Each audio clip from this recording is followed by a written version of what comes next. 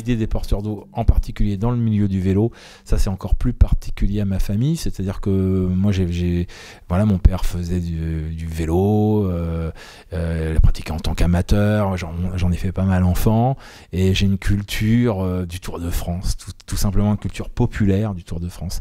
Et le Tour de France pour moi c'est quelque chose qui fait partie de la culture française, quoi. C'est que c'est un rendez-vous tous les mois de juillet, il y a un vrai suspense, voilà. Et donc, comme beaucoup d'amateurs de sport, les histoires de dopage m'ont évidemment touché. Et j'aimais pas trop la manière dont les gens ont été lynchés en fait à l'époque, parce que même si ce sont des tricheurs, ça reste quand même quand on examine les choses en tant que scénariste d'un point de vue humaniste, et c'est mon but dans ce projet, d'essayer d'être humaniste, et bien on essaye de comprendre en fait les choses. Et moi je donne pas forcément d'explications, mais je donne des matières à essayer de comprendre pourquoi les gens se dopent, d'où ça vient, etc. Et donc tout ça donne forcément matière à un polar. Je me suis dit, une histoire, un polar sur le vélo, sur le dopage, ça passe par le Tour de France, donc forcément c'est un road movie. C'est un road BD, quoi.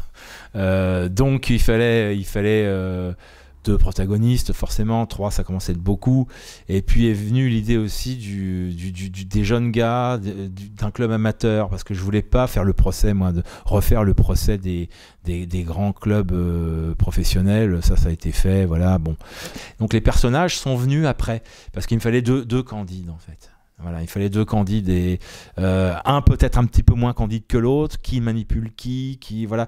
Mais c'est arrivé assez vite. Et puis je voulais aussi un personnage avec les oreilles décollées, parce que j'avais ce gag qui disait bah moi si je gagne plein d'argent, je me ferai recoller les oreilles. Voilà, je trouvais ça tellement mignon.